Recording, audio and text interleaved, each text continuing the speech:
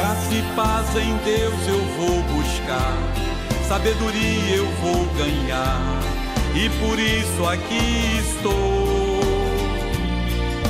Santo Deus só quer me abençoar, o meu pastor vai entregar o que a palavra revelou. Domingo eu vou orar, domingo eu vou cantar, domingo eu vou buscar a tua luz. Domingo eu vou orar, domingo eu vou cantar, domingo eu vou encontrar a ti, Jesus.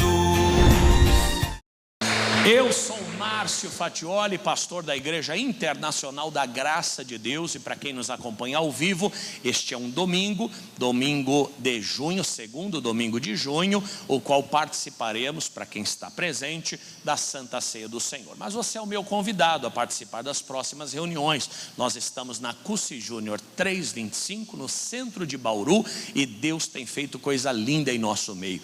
Uma igreja bonita, maravilhosa, muito bem localizada, estacionamento gratuito ao lado, escolinha para as crianças e a bênção de Deus esperando por você. Vamos entrar na palavra? Salmo 51, versículo 10. Enquanto você abre o Salmo 51, 10, eu vou recapitular contigo o que nós estamos falando nos últimos dias.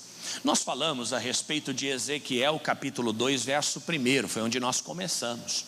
Põe-te em pé e eu falarei contigo.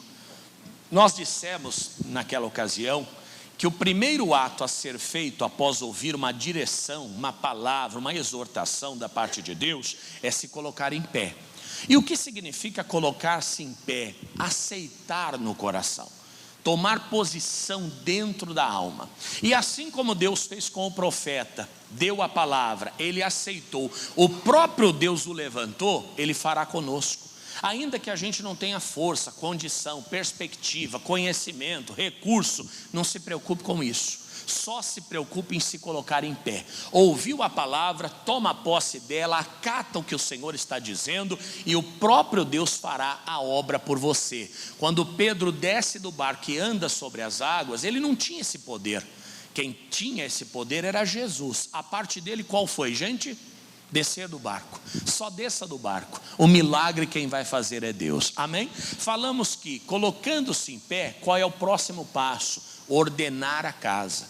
Citamos o rei Ezequias, junto com o profeta Isaías, que recebeu uma ordem: põe em ordem a tua casa, porque senão certamente morrerás. E assim ele fez. Se colocou em pé, ordenou a casa e acabou recebendo de Deus mais 15 anos de vida. Falamos que colocar a casa em ordem significa tirar a sujeira, tirar o impedimento, as barreiras, tirar do coração, da vida, aquilo que nos separa e nos atrapalha de viver a obra e a presença de Deus. Por quê?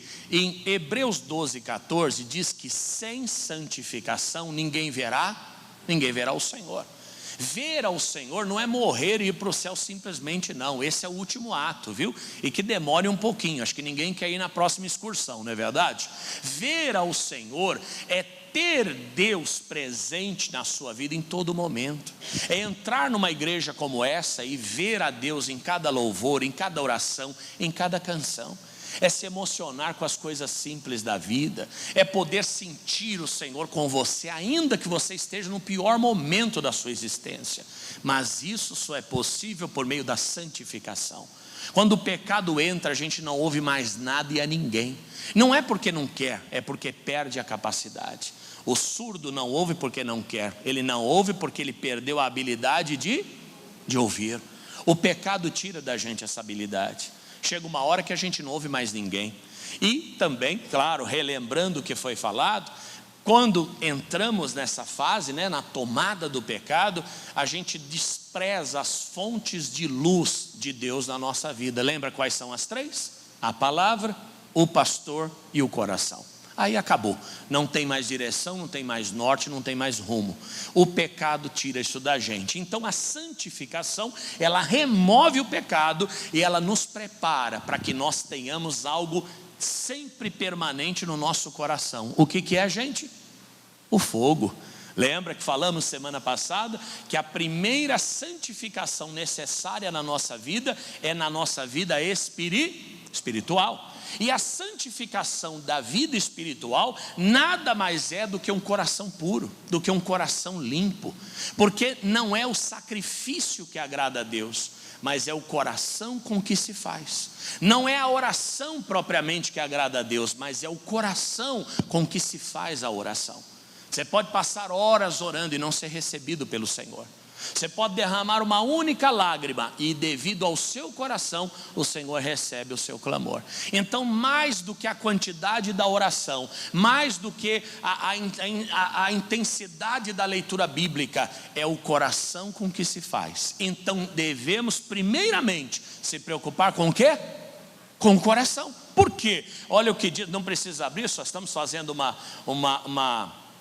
uma leitura, né? Ele diz em Levítico 6,13: o fogo arderá continuamente no altar. Um coração limpo, que é o nosso altar, ele permite que o fogo arda continuamente. O fogo tem vários fatores que o atrapalham. Eu aqui sou especialista em churrasco. Você fala, o senhor é churrasqueiro? Não, eu como mesmo. Então, eu já vi muita gente tendo trabalho para acender o carvão. Às vezes o carvão não é bom, às vezes ele é muito quebrado, às vezes o carvão ele está úmido, e às vezes nem é o carvão. Sabe o que está úmido? A churrasqueira. Se a churrasqueira tiver umidade, o fogo não pega. É incrível, mas é assim. O coração é a base para o fogo. Se o coração tiver quebrado, trincado, úmido, acometido do pecado, o fogo não pega. Tanto é que o próprio Elias, antes de qualquer coisa, antes de clamar o fogo, o que ele fez? É jargão evangélico já, é o que? Ele reparou o altar, porque ele sabia que o altar de qualquer maneira, ele não receberia fogo. Então você nota que uma coisa vai levando a outra. Começamos aonde? Em colocar-se em pé. Chegamos aonde? De que o coração é o altar onde o fogo se derrama.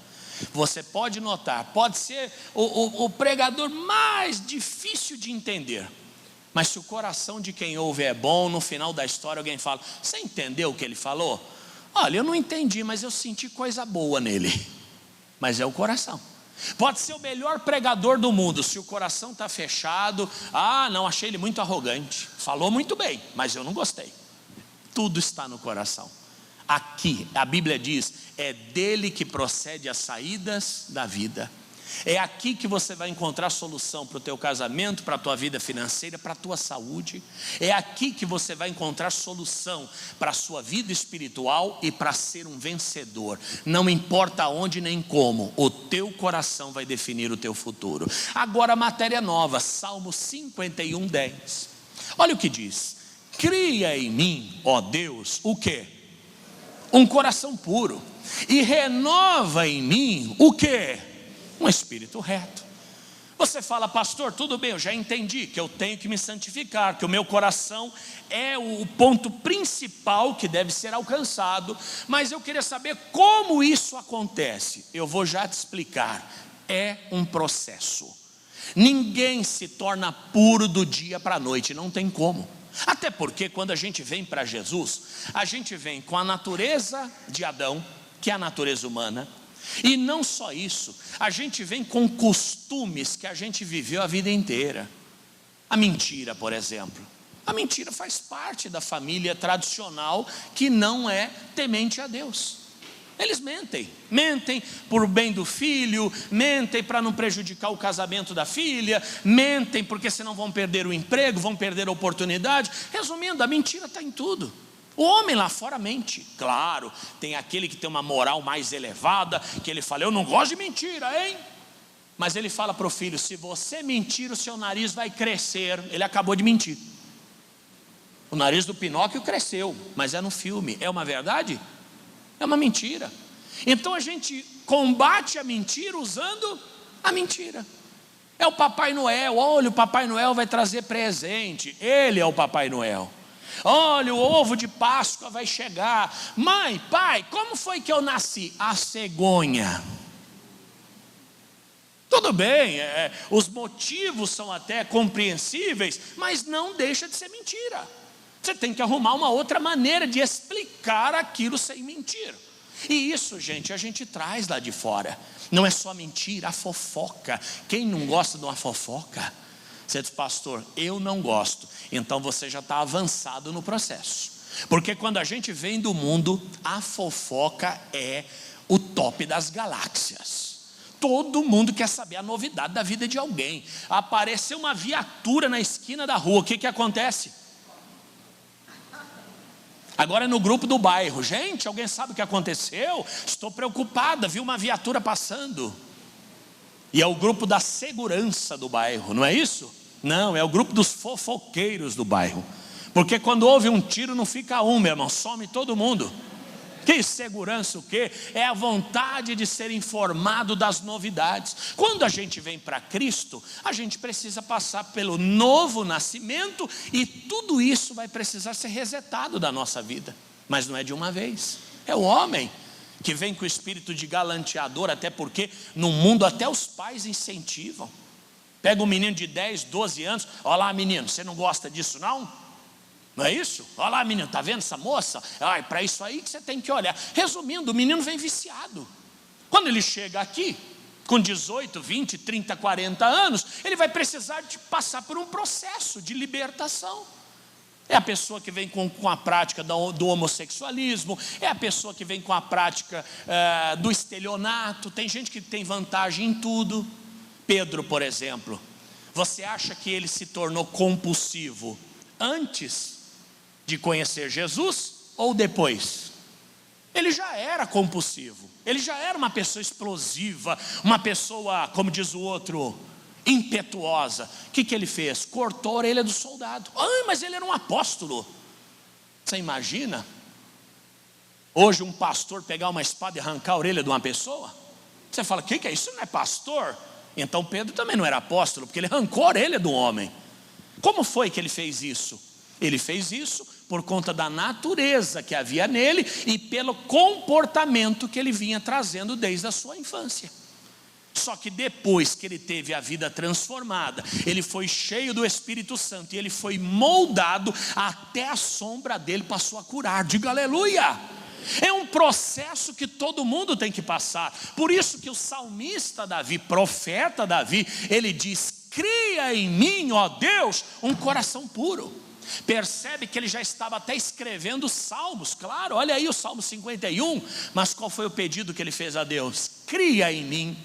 Se ele pediu para Deus criar, é sinal de que ele ainda não tinha. Porque eu não vou pedir para ser criado o que eu já tenho. Eu vou agradecer, Deus, obrigado pelo coração puro que há em mim. Não, cria em mim. E olha, é uma oração que todo mundo aqui tem que fazer, inclusive eu. Porque nós não chegamos ainda no alvo, nós estamos no processo, nós estamos na caminhada, nós estamos evoluindo. Agora, caminhando aqui, todo mundo está, sim ou não? Quem aqui está caminhando, diga eu estou caminhando. Isso, volta calor para Bauru, para o povo se animar. Todo mundo aqui está caminhando, sim ou não? Quem está caminhando, diga glória.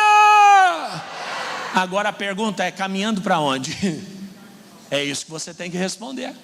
Será que nós estamos avançando ou retrocedendo? Porque tanto pode ser caminhado para um lado quanto para o outro. Será que nós estamos buscando a criação de um coração, ou estamos perdendo aos pouquinhos tudo que a gente havia conquistado? Às vezes acontece. Você fala, depois de 30 anos na igreja, você me fala palavrão. Essa pessoa está caminhando, mas ela está caminhando para onde? Para trás. Ela está retrocedendo. O outro voltou a mentir, o outro voltou a tomar um negocinho para abrir o apetite. Pastor, mas se eu não tomar um negócio, o apetite não abre. Eu não bebo e como que nem um xarope, irmão. Então não tem nada a ver uma coisa com a outra. Não, pastor, é porque eu sou assim mesmo. Aqui é descendente de italiano, neto do Lampião. Então você não nasceu de novo e o coração não foi criado. Não foi criado de forma pura, de forma reta. Amigo, tem que caminhar na direção da evolução, na direção da melhora, na direção da entrega, na direção da vida com Deus. Diga amém. E como é que a gente faz isso? Colossenses 3:1. Vamos lá? Colossenses capítulo 3, Filipenses, depois vem Colossenses, carta escrita ao povo de Colosso, por isso chamado Colossenses, tá? Ou Colossos, né, como alguns dizem. Portanto, se já ressuscitaste com Cristo, buscai as coisas que são de cima, onde Cristo está assentado à destra de Deus. Aqui já tem muita coisa. Primeiro ele diz, se já ressuscitaste com Cristo. Quem aqui aceitou Jesus? Todos têm Jesus como Salvador, sim ou não? Quem trouxe o braço, deixa eu conferir para ver se a conta não está errada. Aleluia! Se você aceitou Jesus, a ressurreição do Senhor foi a sua ressurreição. Você estava morto no pecado, e quando Ele ressuscita, você ressuscita juntamente com Ele. Diga amém. Amém. Só que tem um porém. Ressuscitar não é suficiente. Pastor Fernandes Lima, meu amigo, ontem falou isso comigo, meu coração ardeu. Diz, pastor Fatioli, quando Jesus dá ordem a Lázaro, e Lázaro sai da tumba ressuscitado, como é que ele estava, você lembra? Estava todo enfaixado. Jesus deu uma ordem, tira as ataduras dele e deixa ele ir. Você vê que mesmo ressuscitado, ele ainda estava como? Amarrado com aquelas faixas. Não é porque você ressuscitou em Cristo, como eu também, que nós já estamos prontos para tudo. Não, nós vamos ter que ser desatados de muita coisa. Como eu disse, costumes que a gente traz, valores que a gente traz. E valor, cada um tem o seu. As nossas casas são diferentes. Esses dias eu e a Lívia discutindo sobre isso. Não, porque na minha casa não era assim. Não, mas na minha era. Fazer o quê? Não dá para mudar o passado. A gente pode mudar o futuro, mas o passado ninguém muda. Não, mas era assim, era assado. Eu lembro que na minha casa tinha uma mesa, e a minha mãe um dia pegou as cadeiras e colocou em cima da mesa para limpar a casa. A casa era pequenininha, precisava limpar. Alguém põe cadeira em cima da mesa para limpar? Coloca. Ok. Terminada a limpeza, aquela passada de pano que diz assim, não pise, espera secar. Secou. Minha mãe nunca mais tirou as cadeiras de cima da mesa. E passou lá uns 12 anos pelo menos, até jogar a mesa fora, que apodreceu o pé, mas a gente nunca usou a mesa. E a gente passou a comer na mão, assistindo televisão e comendo na mão. Quem aqui na década de 80, 90 tinha essa cultura em casa? Comer na frente da televisão com o prato na mão assim. Quem fazia isso? Hoje não existe isso. Se você falar para alguém, olha, em vez de servir a comida na mesa, a gente vai comer na mão, a pessoa vai falar, o que é isso? Você vê como as coisas vão mudando, não é verdade? Ai pastor, então a mesa ganhou um valor tremendo. Não, porque hoje ninguém nem come junto mais. Hoje um come no quarto, outro come na garagem, outro pede iFood e come no carro. Daqui a pouco a mesa vai perder totalmente a utilidade. Mas é questão de cultura, é questão de costume. Só que tem costumes que agradam a Deus. Tem costumes que para Deus não faz diferença nenhuma, mas tem costumes que desagradam a Deus. Tem família que tem costume de não casar. Todo mundo se amiga. É o chamado amigado. O irmão amigou com não sei quem, que amigou com não sei quem, que amigou com outro. E se for ver, ninguém é casado. Mora todo mundo junto, em comum. Isso desagrada. Às vezes a gente vem para cá e quer continuar nessa situação. Porque amigado com fé, casado é. Tem até os ditados, né? Tem até o ditado que justifica. É a família apegada a dinheiro. Briga por tudo e por todos. Vai querer ser dizimista? Não vai. Vai ter que nascer de novo. Vai ter que tirar as ataduras. Porque se o camarada briga com um parente, com o irmão, com a mãe, por causa de herança, você acha que vai querer dar dízimo? Vai nada. Ele vai ter que nascer de novo. Não só isso, ressuscitar com Cristo e tirar as ataduras. Vai ter que mudar a mente, vai ter que mudar o pensamento, o coração. E quando a gente sofre essa mudança, aí a gente começa a caminhar no sentido que tem que caminhar. E qual que é o sentido? Amar a Deus sobre todas as coisas. A gente abre mão do pecado, abre mão da miséria, abre mão da autossatisfação, abre mão dos valores familiares que contrariam a palavra de Deus, e a gente então começa a plantar no reino de Deus, porque você fala assim, Deus, eu mudei toda a minha vida pelo Senhor. Às vezes até a família se afasta da gente. Você fala, pastor, na minha casa era festa. Depois que eu parei com bebida, ninguém vem mais fazer festa na minha casa. Às vezes acontece. Natal, Ano Novo, aquele negócio todo. No dia que você falou que virou crente, cancelaram todos os natais. Você fala, meu aniversário, meu Deus, eu não parava de receber gente. Hoje, principalmente quando a gente paga, né? Quando a gente paga, as visitas não param de chegar, né? Quando você fala, ó, pessoal, a partir de hoje eu vou mudar um pouco, cada um traz um negocinho, e acabou, só quem ama fica, filho. Alguém falou para mim, pastor, se o senhor continuar desse jeito, só os de verdade vão permanecer. Eu falei, eu lá quero que fique os de mentira. Eu quero que fique exatamente os de verdade, que são esses que importam para mim, para você e para todo mundo. Amigo, talvez você esteja nesse momento da vida. Você fala, pastor, busquei santificação, busquei cura do meu coração, ressuscitei com Cristo, tirei as ataduras e agora estou caminhando rumo à plena vontade de Deus. Sabe o que você vai começar a construir agora? Tesouros no reino dos céus. Como é isso? Quando você investe em alguma coisa, você cuida daquilo. Tem alguém que guarda o carro todo dia dentro da garagem? Tem alguém que guarda? Guarda. Fala, pastor, eu tenho que parar o carro, eu tenho que abrir, correr atrás do cachorro, que às vezes o cachorro é louco, sai fugindo, você tem que ir atrás. Eu tenho um desse, eu tenho um lá que é criminoso. Esses dias eu fui tomar banho, ele estava no beiral da janela, assim, ó, olhando para mim, ó. A ideia que eu tive, não tive maldade, Jesus está aqui. Eu abri a janela aquela basculante, jogou o cachorro lá para baixo. Ainda bem que não era um apartamento. Mas porque na minha cabeça eu ia pegar ele, mas eu esqueci que a janela era uma catapulta. O bichinho foi lá para o outro lado, tadinho.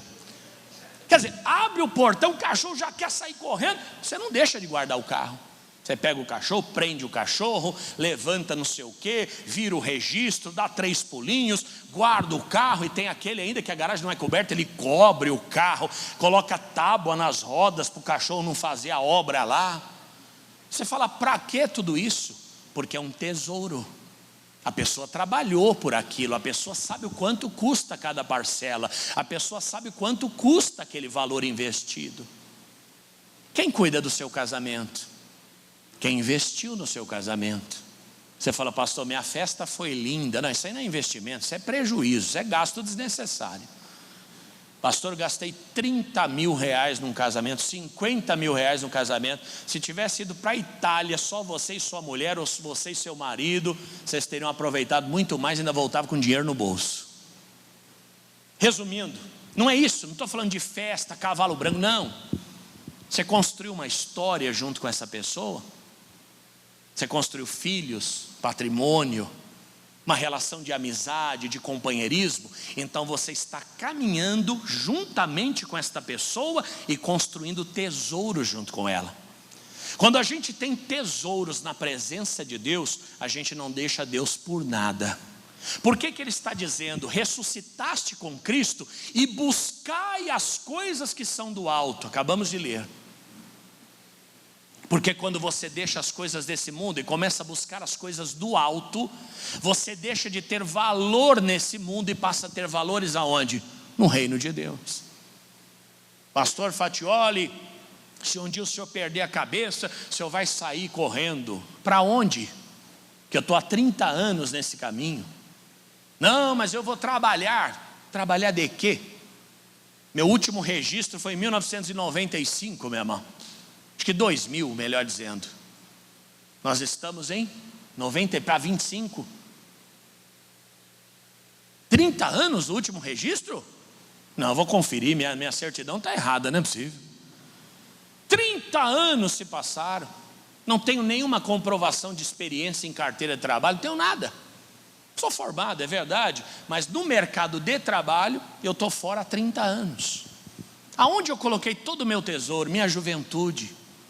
Comecei aqui com a cara bonita, magrinho, cabeludo. Hoje quem olha de cima, fui cortar cabelo no irmão Newton lá. Ô pastor, aqui está tendo uns não sei o quê. Quase que eu falei para ele, eu não venho aqui para dar palpite não, é só para cortar, tá? Cadê o irmão Newton, tá aí? Não pastor, porque está ralinho aqui, está não sei o quê. Ô meu Deus, já está cuidando da minha vida já. É porque ele é careca e está querendo mais um para o time dele.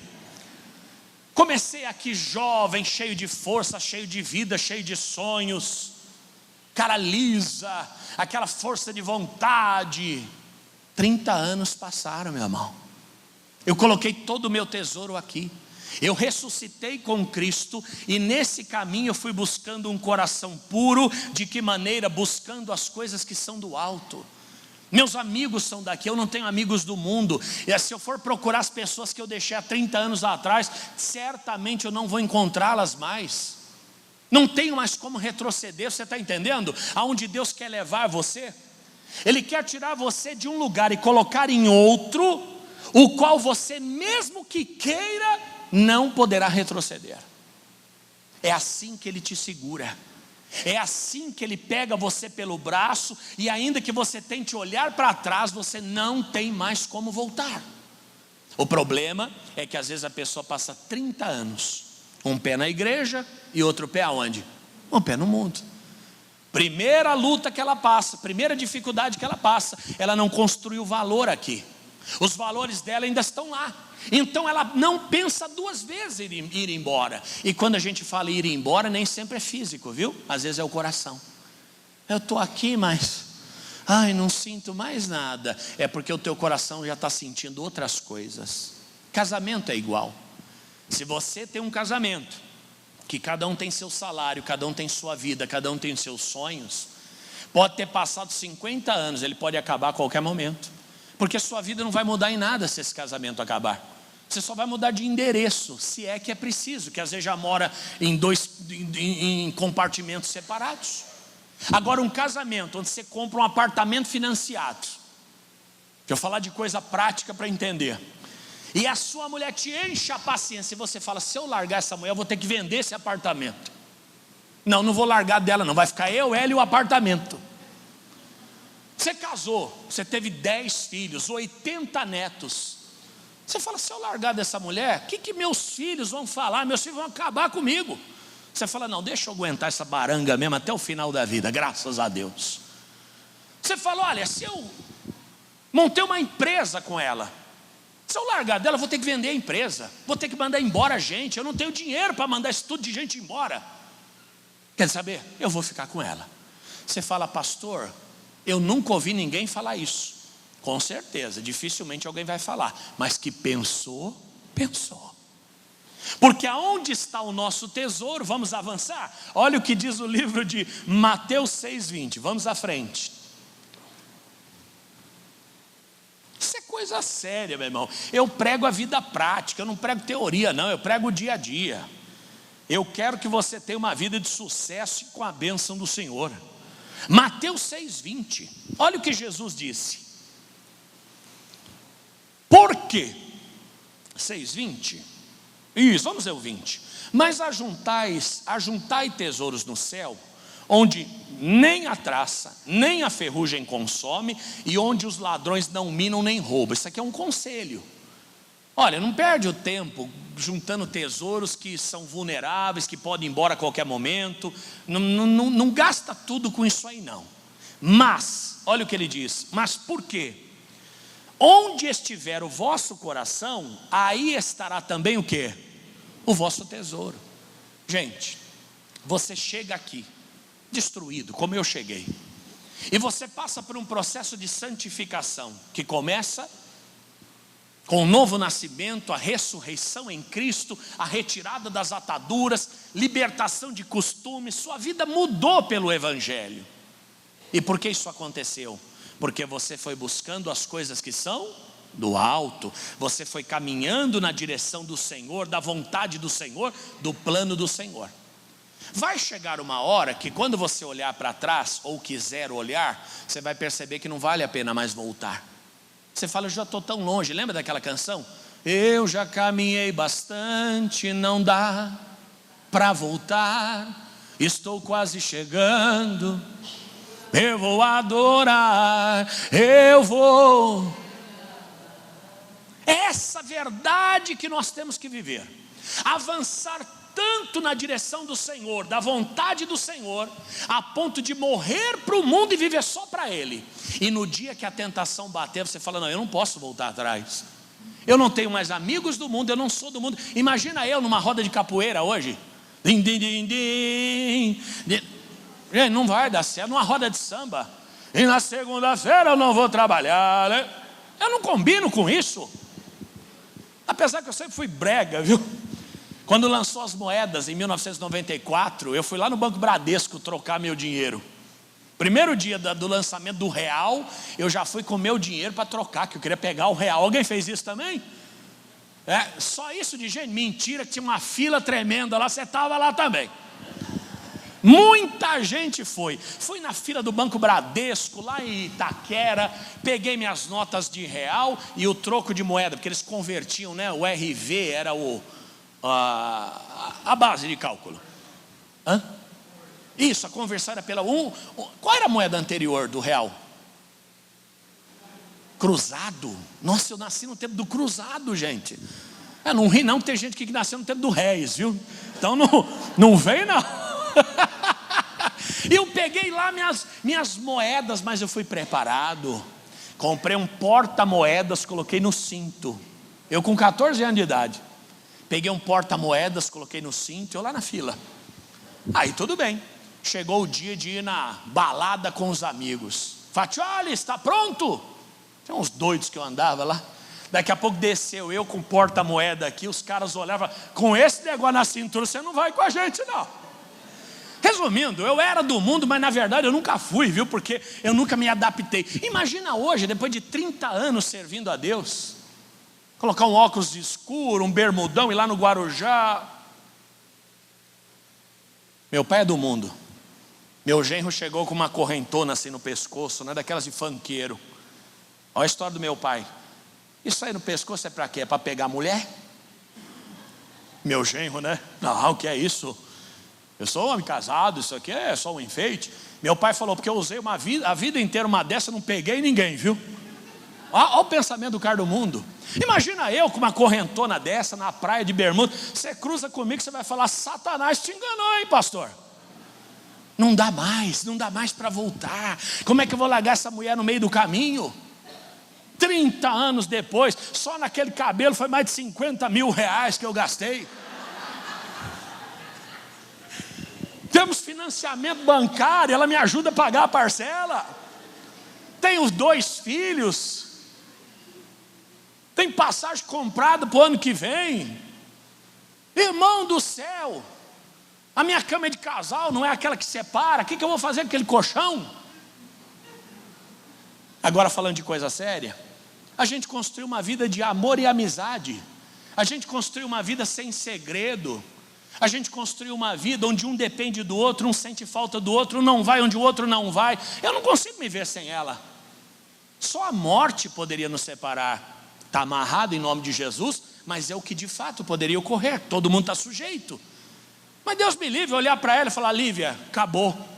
Ela falar o quê? O café? Se o teu casamento não chegou ainda nesse nível, você não santificou o seu casamento como deveria. Você não avançou nesses anos na direção da vontade de Deus. Talvez foi a vontade da carne. Talvez foi a vontade dos outros. Talvez foi a cobiça, a ganância, o interesse, mas não o amor.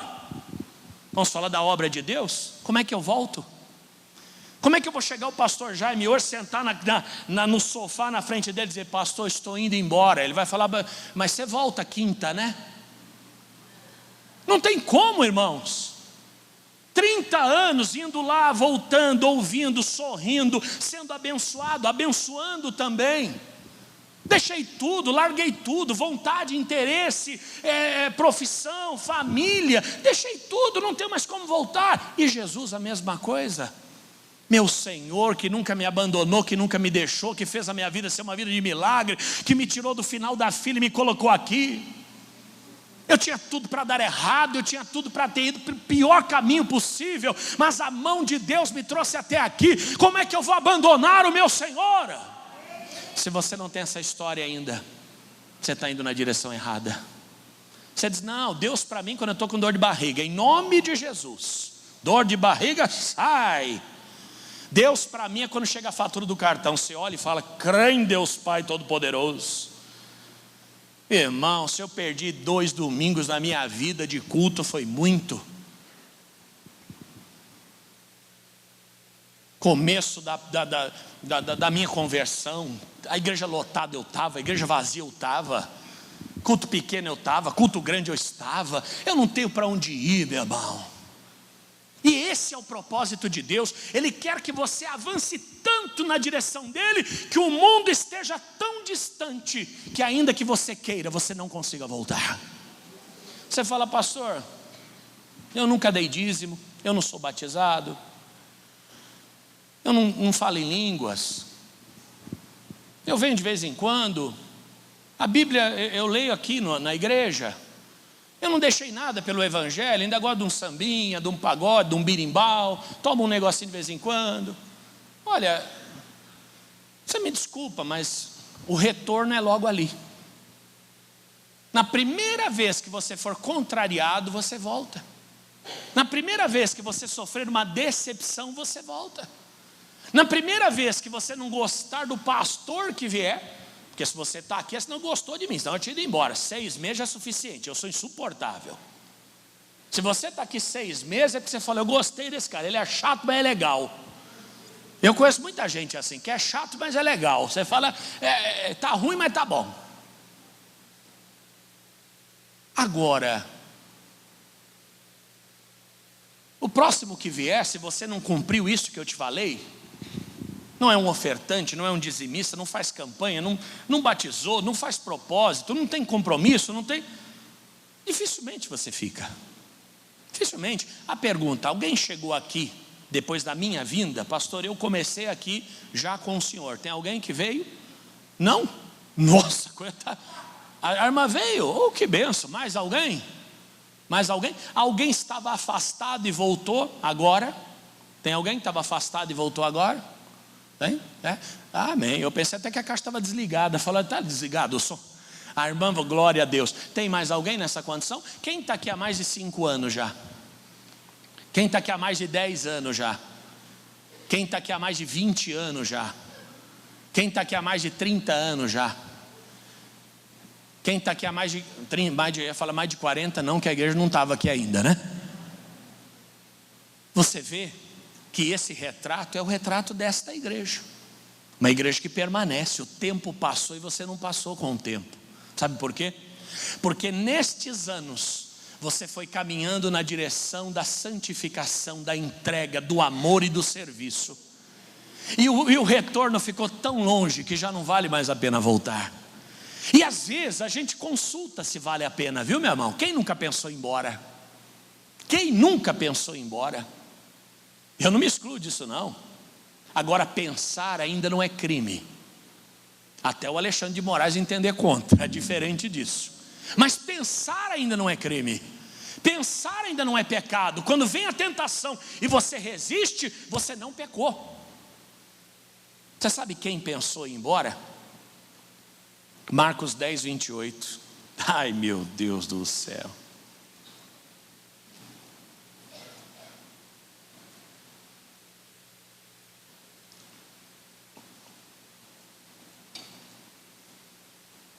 Que a coisa está feia, né? Por que eu estou sendo preso? Atentou contra a democracia. Mas o que é a democracia? A democracia pode ser tanta coisa, não é? Sim ou não? Democracia é o governo do povo. O povo tem direito de se expressar, o povo tem direito de gostar ou não, o povo tem direito até de duvidar, sabia? Eu duvido que esse picolé de limão foi feito de limão. Dentro da democracia você pode duvidar.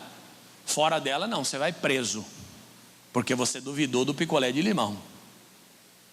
E não é sobre picolés que eu estou falando. Olha o que diz Marcos 10, 28.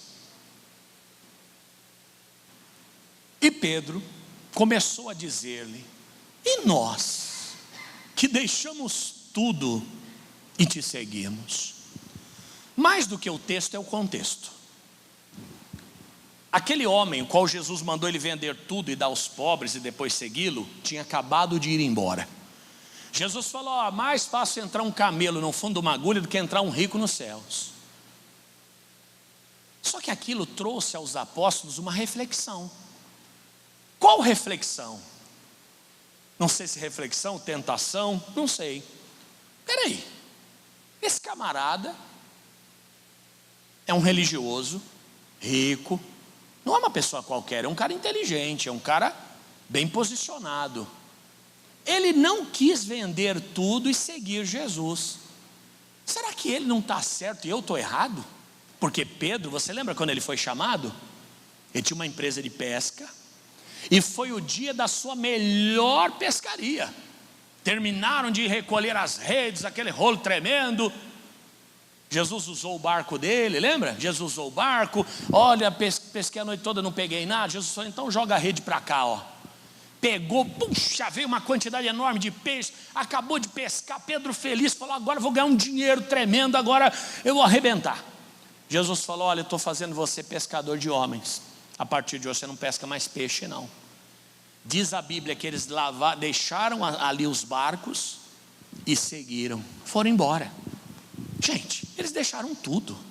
Você fala, pastor, mas o jovem rico tinha muitos bens. Pedro só tinha um barco, não tem problema, era o tudo dele. Eu deixei tudo pelo Senhor. Você fala, mas pastor, quando o senhor deixou tudo, o senhor não tinha nada. É verdade, mas o nada que eu tinha era o meu tudo. Minha juventude, meus sonhos, meus amigos, minha casa, meus pais, era o que eu tinha. Só que foi o meu tudo. Pedro pensou, será que não tem alguma coisa errada que não está certo, não? Ô Jesus, me permite uma pergunta. E nós que deixamos tudo e te seguimos, o que a gente ganha com isso? Porque, gente, nós estamos falando de vida.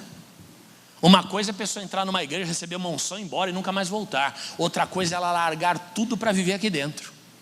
Foi o que Pedro fez. E é o que todo mundo tem que fazer. Uma vida mais além, uma vida mais próxima, uma vida de negação. Tomar a sua cruz e seguir, o que pregamos quarta-feira. Jesus olhou para ele e disse assim, versículo próximo. E Jesus respondendo disse, em verdade vos digo que ninguém há que tenha deixado casa, ou irmãos, ou irmãs, ou pai, ou mãe, ou mulher, ou filhos, ou campos, por amor de mim e do evangelho, que não receba 100 vezes tanto, já neste tempo. Diga, ó glória! Se você entendeu o que nós estamos lendo, você tinha que dar um glória mais forte. Diga, ó glória! Em casas, irmãos, irmãs, mães e filhos, e campos com perseguições, e no século futuro a vida eterna. Diga aleluia, diga aleluia, diga aleluia. Sabe o que Jesus está falando? Você deixou tudo, então fica tranquilo, porque você vai receber 100 vezes mais. Só que tem um detalhe, com perseguições. Me explique, pastor, eu te explico. Se você é um corretor e você é do mundo, olha, um vendedor de consórcio, desculpe se tiver algum deles aqui, para algumas pessoas é um bom produto. E o vendedor de consórcio do mundo, ele fala assim, olha, compra o seu consórcio, você vai ser contemplado, você não vai pagar juros, você vai pagar parcelas muito menores e logo você desfruta do teu bem. Ele só não te fala que o sorteio é pela Loteria Federal e tem um grupo de 5.000 pessoas concorrendo ao mesmo bem. Mas o homem do mundo, ele não tem compromisso com a verdade. E o crente, como é que ele vende? Ele tem que falar a verdade. Tem que falar, olha, você vai comprar um consórcio, se você tiver a média de 40% para dar de lance, você pode levar o bem logo após. Ou se você tiver sorte e for sorteado. Só que tem um porém, se eu tiver que dar 40% de lance, eu financio no banco. E não preciso depender da boa vontade de ninguém. Eu dou os 40% de entrada, financio e já saio com a chave. Certo? Ai, pastor, mas o banco tem juros, e se eu quiser, tem juros se você pagar até o final mensalmente. Se você quiser antecipar as parcelas, você não paga juro nenhum. Daqui 5 anos você recebeu uma indenização, você vai no banco e fala, olha, eu quero quitar o meu financiamento. Acabou. Você vai pagar exatamente o valor que você pegou, corrigido até aquela data, você paga bem menos. E no consórcio não pode. Nem que você queira quitar, você pode. Pode quitar, mas não vai ter desconto nenhum, vai ser o valor exato. Então, Agora imagina colocar um vendedor como eu lá no meio. Vai dar um furdunço tremendo. Falou, você não nasceu para vender consórcio não, cara. Mas vamos supor que eu venda, porque as pessoas confiam em mim. Eu vou ser perseguido, porque eu estou queimando os outros vendedores, não é isso? Você está queimando, cara, você está falando a verdade para as pessoas. Mas eu tenho que falar a verdade, porque eu sou crente. Eles vão falar o quê? Vai ser crente na sua igreja. Mas eu tenho que falar a verdade. É o policial que tem valores cristãos. Não bate no cara, meu. Não vai matar. E aí? Por isso que só coloca crente para trabalhar com crente. Não é essa a realidade? É ou não é? Alguém tem essa informação? Já ouviu falar sobre isso? Policial crente trabalha com policial crente. Por quê? Porque é um impedimento para as coisas erradas.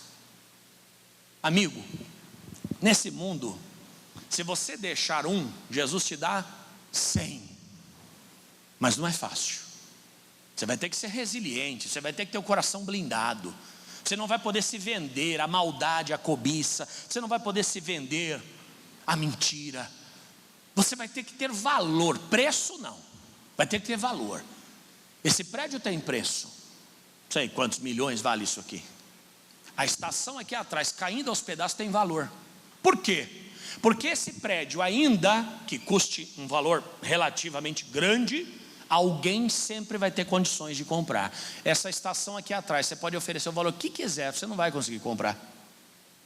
Inclusive é um prédio muito bonito, que se restaurado, meu Deus, vira o cartão postal da cidade. Mas aquela estação não tem preço. O que ela tem? Tem valor. Você está entendendo? Se o cristão tem preço, uma hora dessa o diabo paga, irmão, e compra. Se o cristão tem valor, o diabo não consegue comprá-lo de maneira nenhuma. E o verdadeiro cristão não tem preço. O que ele tem?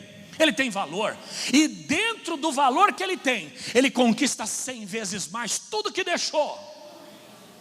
Você fala, pastor, é dinheiro então? Não necessariamente. Aqui ele fala pais, irmãos, filhos. Quantos pais eu não tenho aqui?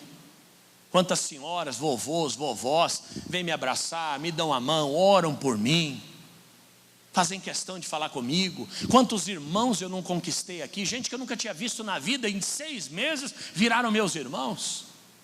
A gente sempre ganha quando deixa pelo Senhor. Só que aquilo, para levantar, para dar o pulo, tem que fazer o que, gente? Tem que abaixar. Às vezes tem que perder para poder ganhar. Você fala, pastor, acabei de casar, vou ter que deixar meus amigos? Vai, porque senão a sua mulher não vai ser a sua melhor amiga, você vai ter outros. Eu casei, tem que deixar minhas amigas? Tem, porque senão seu marido não vai ser o seu melhor amigo. Daqui a pouco um está indo para um lado, outro está indo para o outro. Estou indo ali comer uma pizza, o marido fala, eu estou indo na natação. Não, tem que ir todo mundo junto. Aí depois que o casamento estruturou e decolou, aí vocês fazem amigos. Ambos, o casal tem que ter amigo.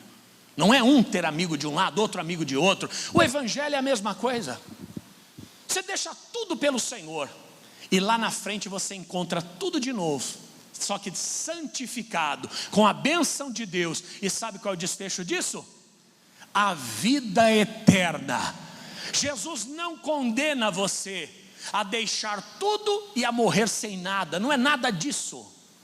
Eu deixei tudo que eu tinha no passado. Tudo. Eu tinha uma Kombi velha que eu vendi por R$1.600. Peguei R$800, deixei com a Lívia. Falei, Lívia, se vira aí, estou indo embora para o Nordeste. Quando der certo lá eu mando chamar. E os outros 800 eu comprei algumas roupas que eu não tinha, paguei algumas contas que eu devia. Cheguei lá em Natal, eu estou na esteira esperando minha mala de roupa. Cadê? Sumiu. Eu tinha comprado todo o dinheiro que eu tinha comprado de roupa. A mala sumiu, você acredita nisso? Falei, meu Deus, como é que eu vou fazer essa obra? Eu vou me enrolar num lençol? Porque além de não ter dinheiro para comprar, o gordo ainda tem dificuldade para comprar. O rico veste o que quer. Você conhece a minha tese, né? O rico veste o que quer, o pobre veste o que tem, e o gordo veste o que cabe. Sem a minha mala, como é que eu ia fazer? O gordo vai comprar roupa, ele não escolhe cor, não escolhe nada. Ele fala, tem meu número? O vendedor traz um negócio lá que você falou, meu Deus, isso aqui quem usou foi a Jane do Tarzan. Mas é o que tem, você sai com aquilo, não tem jeito. Sumiu minha mala. 2 dias depois reencontraram minha mala e foram levar onde eu estava. Era uma bolsa pequena. Quando eu abri, que eu fui experimentar as roupas que eu tinha comprado, todas apertadas, porque eu não experimentei. Eu comprei na pressa para poder viajar, sem dinheiro, sem roupa, sem mala, sem nada. Mas eu tinha Deus e fé no coração, cheguei até aqui. Você fala, pastor, e aí o final? Ah, meu irmão, foi só vitória. Tive a oportunidade de estudar, estudei. Hoje complemento a minha renda com essa segunda atividade. Formei a Lívia, rica e famosa. Por isso que eu não desgrudo dessa mulher. Hoje nós temos não 100 vezes mais, 1000 vezes mais. Em família, em dignidade, em qualidade de vida, em fé. Nem o cabelo eu cortava, irmão, lascado na vida. Hoje eu tenho um cabeleireiro só para mim ali, ó. Tá certo que está se metendo na minha careca, mas é gente boa. Hoje tem a irmã Ercília que cozinha ali aquele caldo que a senhora fez ontem, irmã. Crê em Deus Pai. O que a senhora colocou lá dentro? Só falta ela falar que nem a propaganda antiga. Amor, lembra? É o amor. O que a senhora colocou naquele caldo? Tinha um gostinho diferente lá embaixo. Irmão, eu que ficava no mercado comendo amostra de coisa para poder encher a barriga. Eu que um dia na minha casa só tinha alho e sal. E eu tive que fritar aquilo e tomar, porque aquilo foi a janta. Compramos um bolo uma vez, que quase não tinha. Minha mãe falou, vamos levar esse bolo que está barato. Aí levamos, só que vencia no outro dia. Nós compramos, era 10h30 da noite. Minha mãe, vamos chegar em casa logo, tem que comer antes da meia-noite. Pelo amor de Deus, irmão. Só que a gente começou a comer, o bolo tinha gosto de gás. Eu não sei porquê, ele começa a estragar, ele estava começando com gosto de gás. Aí minha mãe falou, esse bolo tem gás dentro, não é possível. Aí já vem o outro e fala, então conecta no fogão, que aí não gasta mais dinheiro com gás, né? Minha mãe pegou um isqueiro, começou a riscar perto do bolo, saía fogo do bolo, mas nós comemos mesmo assim. Irmão, como é que eu posso dizer que não valeu a pena esses 30 anos? É verdade, voltar atrás eu não tenho mais como, nem que eu queira. Mas tudo que eu deixei, o Senhor me restituiu 100 vezes mais. Qual é a mensagem? Põe-te em pé. Coloca ordem na casa. A casa não é outra coisa, e o altar não é outra coisa senão o coração. Coração que não pode se apagar, que tem que se acender e manter aceso o tempo inteiro. E esse coração que vai levar você a viver a vontade de Deus, mas é uma criação, é um processo, é um trabalho que Deus faz. E durante esse processo de criação de um coração puro, você vai caminhando nessa direção e tudo vai ficando para trás. Chega um momento que parece que você perdeu tudo. Liguei para um amigo uma vez, 10 anos depois, lembrou que eu existo, hein?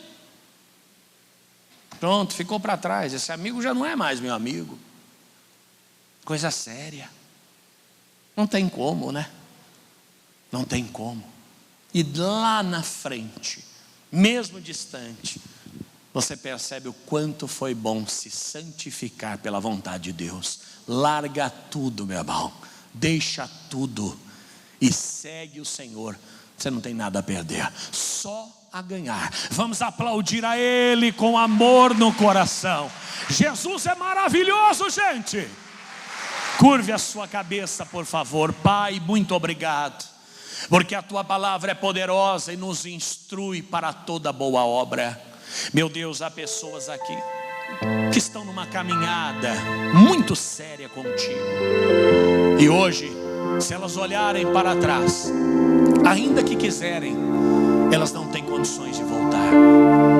Para finalizar, eu me lembro de Pedro, depois de ter deixado tudo e seguir a Jesus, lá na frente, ao ouvir uma pregação muito séria, os apóstolos disseram a Jesus, muita gente foi embora, Senhor, esse discurso é duro. E Jesus olha para eles e diz, se vocês quiserem pode ir embora também. Pedro toma a palavra e diz, para quem iremos nós, se só Tu tens palavra de vida eterna? Pedro caminhou tanto com Jesus que ele chegou à conclusão que ele não tinha mais para quem ir. Aleluia! Se hoje você ainda tem a opção de voltar, seja no casamento, na vida profissional, no ministério, na presença de Deus, é porque você ainda não caminhou bastante. E se caminhou na direção errada. Dá meia volta, meu irmão. Hoje é dia de se levantar. Hoje é dia de dizer: eu quero, Senhor, a tua vontade sobre mim. Eu quero viver a tua graça, a tua misericórdia e a tua bondade. Aproveite e peça perdão ao Senhor por tudo. Você que está em casa, eu me despeço, abençoando a sua vida em nome de Jesus. Conce Júnior 325 é o endereço da Vitória. E domingo 8 da manhã eu te espero. Sou Márcio Fatioli. Eu tenho a palavra de Deus para você. Até mais. Em o nome de Jesus, em o nome de Jesus, você triunfará.